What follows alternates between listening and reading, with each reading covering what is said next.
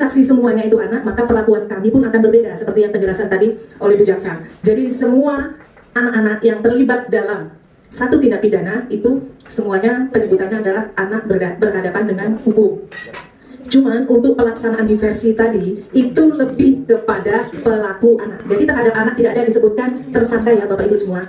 Ini mungkin bisa dititipkan karena yang namanya anak-anak di tempat bermain atau apa, dibilang oh tahu si anak ini pernah mengambil sesuatu punya temannya, maka dibilang dia lo tersangkanya. Oh dia ini kita tidak boleh mengucapkan kata tersangka terhadap anak-anak. Penyebutannya adalah pelaku anak.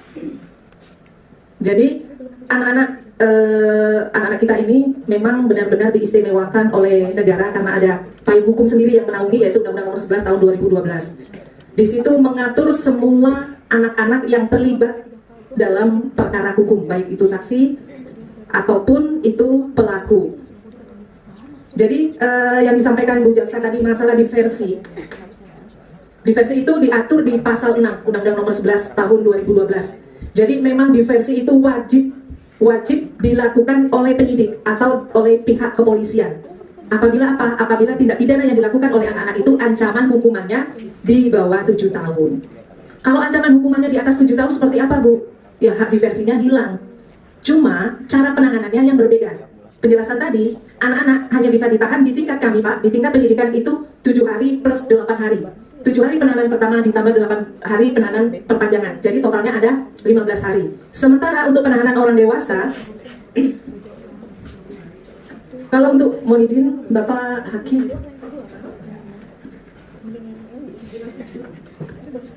mohon izin Pak kami duluan Pak ya. Mohon maaf kami lanjutkan lagi. Sementara kalau untuk penahanan orang dewasa yaitu berusia di atas 18 tahun itu penahanan pertama adalah 20 hari, diperpanjang menjadi 40 hari dan bisa diajukan perpanjangan lagi ke tingkat pengadilan itu 30 hari dan bisa diperpanjang lagi 30 hari. Itu apabila yang melakukan adalah orang dewasa, usianya berapa? Di atas 18 tahun. Tetapi kalau anak-anak istimewa Bapak Ibu semua, istimewanya apa? Di tingkat penyidik itu kami hanya mempunyai waktu 15 hari. Sementara untuk pengungkapan satu tindak pidana itu tidak cukup kami memprosesnya dengan waktu 15 hari. Dan di undang-undang juga disebutkan bahwa penahanan dan penangkapan itu adalah alternatif terakhir dilakukan oleh penyidik. Jadi apabila kami mendapatkan jaminan dari orang tua pelaku anak bahwa anaknya tidak kabur, tidak menghilangkan barang bukti, biasanya kami tidak akan melakukan penahanan. Ini yang banyak sekali komplain dari pelapor. Kok anak itu yang sudah mohon maaf, mencabuli anak saya, sudah melakukan pelecehan seksual terhadap anak saya, polisi tidak nahan. Tapi kami tidak cukup waktu, Bapak Ibu semua, dengan waktu hanya 15 hari, kami memproses perkara untuk misalnya salah satunya perkara kekerasan seksual. Hasil visum aja kami bisa keluar paling cepat itu kadang 1 minggu baru keluar. Belum lagi saksi-saksi yang kami panggil tidak bisa langsung datang. Itu kendala-kendala kami. Makanya untuk mengantisipasi kami protes daripada orang tua atau pengacaranya, biasanya si anak ini kami titipkan ke dinas sosial. Cuman kendalanya penitipan di dinas sosial ini ya yang jaga ya yang pengasuhnya aja. Kita tinggal apa ya saling percaya aja lah. Tetapi untuk kasus misalnya kasus narkoba, kasus pelecehan seksual, penganiayaan, mudah-mudahan ya sampai dengan sekarang tidak ada yang kabur. Tetapi apabila ada kasus pencurian, kami titipkan, kami belum sampai kantor, hilang sudah. Beda memang mindset anak-anak yang melakukan tidak pidana pencurian dengan anak-anak yang melakukan tidak pidana lain. Pada saat kita taruh di satu tempat penitipan, mereka itu apa ya sudah langsung punya pikiran gimana caranya saya keluar dari sini. Jadi ini yang mungkin nanti perlu kita bicarakan ya, mohon izin panitia ini. Tempat penitipan anak itu yang aman bagi anak tersebut di mana? Aman dari semuanya Bapak Ibu semua. Aman anak itu tidak kabur. Aman itu anak tersebut dari keluarganya, si pelapor atau keluarga korban. Karena keberadaan anak ini juga tidak bisa kami publikasikan. Kami menyantumkan identitas pelaku anak juga tidak bisa langsung oh namanya Budi, sekolahnya di sekolah A, alamatnya di Kelurahan Melayu RT ini, nomor ini nggak bisa. Jadi biasanya kami hanya berinisial. Seandainya si anak ini melakukan satu tindak pidana yang memang ancaman hukumannya tinggi dan perlu press release, biasanya anaknya tidak kami sertakan. Paling banter kalau memang ini hanya pembunuhnya saja. Memang ketentuannya seperti itu. Jadi memang anak-anak ini memang luar biasa diatur, dilindungi. Nah, ini mungkin titip pesan juga ke Bapak Ibu semua, seperti yang disampaikan Bu Jaksa tadi, kasus yang paling banyak menimpa anak-anak kita di tingkat SD, SMP, SMA, itu adalah kasus bully. Itu terjadi kapan? Itu terjadi tidak hanya seminggu lalu, sebulan lalu, tapi kadang-kadang pelaku-pelaku bully itu dulunya adalah korban yang tidak berani bercerita ke orang tua atau ke guru atau ke siapapun tapi dipendam sendiri. Pada saat dia sudah tingkatnya lebih tinggi, badannya sudah gede, dia mencari pelampiasan. Salah satunya apa? Yaitu dia akan membuli entah dengan kekerasan fisik ataupun kekerasan psikis. Kekerasan psikis seperti apa? Seperti yang disampaikan Bu Jaksa tadi. Kamu kulitnya hitam, gendut, jelek, anaknya ini. Nah, lama-kelamaan setiap hari anak itu akan minder, akan tidak mau masuk sekolah. Nah, itu kekerasan psikis. Dan kami ada menangani diversi kemarin, tapi tidak berhasil. Tapi kami kasih kesempatan, kami suruh pulang dulu, rencana hari Senin depan. Karena apa? Titik kesepakatan daripada, sebenarnya diversi itu dikatakan berhasil apabila kedua belah pihak sepakat dengan tuntutan atau keinginan daripada korban atau pelapor. Nah, nilai nominal yang dituntut ini tidak memenuhi kata sepakat. Jadi, karena sudah berlangsung 2 jam lebih, tidak ini saya tutup, jadi saya agendakan minggu depan. Ini kasus apa? Kasus bully Bapak Ibu. Bully apa? Bukan bully dengan fisik, tapi dengan psikis. Dengan psikis seperti apa? Sampai masuk ke proses ke kami. Jadi anak ini merasa kesakitan, perutnya sakit, kepalanya pusing, badannya demam, sudah dibawa ke rumah sakit, di opname selama 10 hari, tidak ditemukan satupun penyakit. Akhirnya dokter spesialis beranak merekomendasikan ke ahli kejiwaan, ke poli kejiwaan. Nah, disitulah ternyata keluar hasilnya. Cuma yang kami sedikit sayangkan, dia dijadwalkan 1 minggu 3 kali, hanya datang 1 kali. Alasannya pada saat kami tanya ke orang tuanya, anak saya kan harus sekolah, anak saya kan harus ini, kami butuh biaya untuk berangkat ke sini, bla bla bla bla bla. Nah, kadangkala memang ada ketidakkooperatifan dari orang tua. Kekerasan psikis ini dianggap sepele, sama orang tua pun menganggap sepele. Dia menganggap berat itu kalau mungkin tangannya tergores, tangannya apa, ada luka lebam, itu akan tutup ini. Tapi pada saat psikis ini tidak nampak, tapi luar biasa dampaknya. Dampaknya itu bisa terjadi setahun, 2 tahun, bahkan 3 tahun. Ini anak masih berusia SD. Bisa jadi pada saat nanti dia baru SMA kelas 1 atau SMP kelas berapa dengan postur badannya yang besar, dia akan melakukan pelampiasan terhadap teman sekolahnya. Padahal bukan teman sekolah tersebut yang melakukan perbuatan bully. Nah, mungkin ini Bapak Ibu titipan kami ya dari ini, apabila memang mendapatkan laporan entah dari siapa, dari biasanya korban sih nggak berani ya Bapak Ibu untuk melapor ke BK, mungkin ada ketidakberanian karena apa? Dia takut terhadap pelakunya. Mungkin teman-temannya harus diberikan motivasi apabila ada mengetahui teman sekelasnya, ini harus berani, dan apabila mendapatkan laporan mungkin segera bisa ditindaklanjuti. Mungkin di tingkat sekolah dulu, tidak kadang-kala ada juga protes dari orang tua, kenapa pihak sekolah tidak langsung melaporkan ke orang tua, nah saya mengalami ini. Banyak juga yang seperti itu Bapak Ibu. Jadi mungkin setelah kegiatan cara penanganan SOP ABH ini Pak ya, mungkin kami mengharapkan ke depannya terkhusus wilayah Tenggarong ini kasus-kasus bully ya, kalau seandainya tidak bisa kita tekan terlalu banyak pengurangannya, paling tidak sampai ke ranah kepolisian, bisa selesai di tingkat hanya sekolah saja. Kasihan Bapak Ibu harus mondar mandir ke kantor polisi karena apa? Misalnya mendapatkan surat undangan aja, bukan surat panggilan ya Bapak, surat undangan, datang kemana? Ke Polres. Mungkin ya betul Pak. Bagi kami aja ya Bapak Ibu yang seorang aparat ya mungkin ya, kami dipanggil oleh satker lain yang penanganan masalah anggota, dikirimi surat undangan agar hadir jam sekian di ruangan misalnya si propam untuk memberikan keterangan. Saya mungkin semalam juga nggak bisa tidur, apalagi masyarakat. Ini fakta-faktanya. Bahkan ada orang tua yang tidak mengizinkan anak-anaknya untuk menjadi saksi, betul Ibu. Alasannya apa? Gak usah, ngapain kamu itu campur urusannya, biar diselesaikan. Padahal kesaksian daripada anak itu sangat kami butuhkan. Nah, ini ada beberapa memang orang tua yang tidak mau, misalnya tahu anaknya ini menjadi saksi kunci lah, bahwa dia mengetahui si A mukul si B. Pihak sekolah pun, iya yang si C ini yang tahu dia dipukul. Pada saat kami kirim surat undangan aja untuk mengklarifikasi semuanya, sudah orang tuanya entah tidak bisa dihubungi, WA kami tidak direspon, di telepon juga segala macam. Ini memang banyak kendala-kendala kami di lapangan apabila berkaitan dengan anak-anak orang tuanya yang memang kurang ya mungkin Bapak Ibu paham lah, istilahnya nggak usah ikut campur lah, itu sudah urusannya si temanmu itu, biarkan diselesaikan sama sekolah, sama gurumu, sama orang tuanya. Itu biasanya kata-kata yang paling sering kami dengar. Jadi memang kasus paling banyak itu adalah kasus bully, di luar daripada kasus pelecehan seksual. Pelecehan seksual ini kalau sudah sesama pacar ya, kadang-kadang Bu Jaksa, loh mereka pacaran suka sama suka, dari mana unsur kekerasannya? Nah, pusing lagi penyidik nanti ya Bu ya.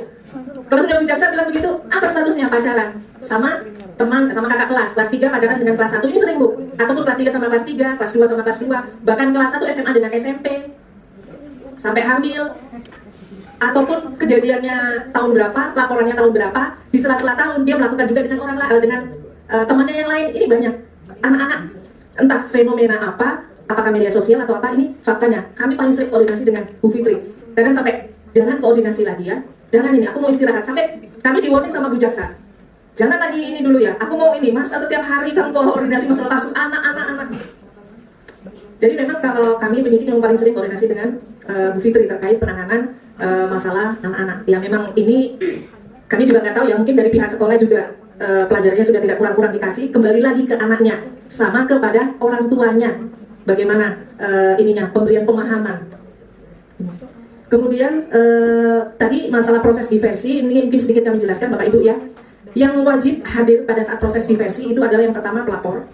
Pelapor itu bisa jadi orang tua, kemudian pelaku anak, tetapi apabila pelaku anaknya ini masih berusia 12 tahun ke bawah, biasanya tidak kami sertakan, hanya orang tuanya. Kemudian tokoh masyarakat ini siapa? Bisa Pak RT, tempat tinggal dari mereka, antara pelapor sama pelaku anak. Kemudian dinas sosial, P2T, P2A, kemudian yang paling penting juga Bapas, karena kami melaksanakan diversi juga atas rekomendasi penelitian dari Bapas. Dan kami biasanya juga akan menyertakan, seandainya si pelaku anak ini atau korban anak ini bersekolah, biasanya akan kami undang juga pihak sekolah. Untuk apa tujuannya? Untuk mengetahui bahwa oh ternyata murid sekolah ini ada yang sedang berhadapan dengan hukum. Jadi biasanya kalau memang dia sekolahnya umum, kami undang juga dinas pendidikan. Tetapi kalau misalnya pondok pesantren atau MAN atau MTS, kami undang juga dari Kementerian Agama.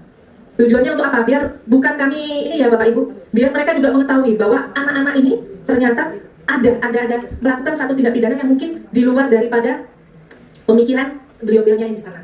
Jadi itu biasanya unsur-unsur yang kami undang dalam proses diversi. Dan apabila diversi ini seperti yang saya sampaikan tadi, satu kali tidak menemukan titik temu, akan kami tutup. Tapi akan kami lanjutkan lagi. Biasanya kami undang 1 minggu ke depan. Kami minta tolong tokoh masyarakat dari pihak-pihak terkait untuk bisa membantu kami, karena biasanya ini tidak sepakat masalah nilai.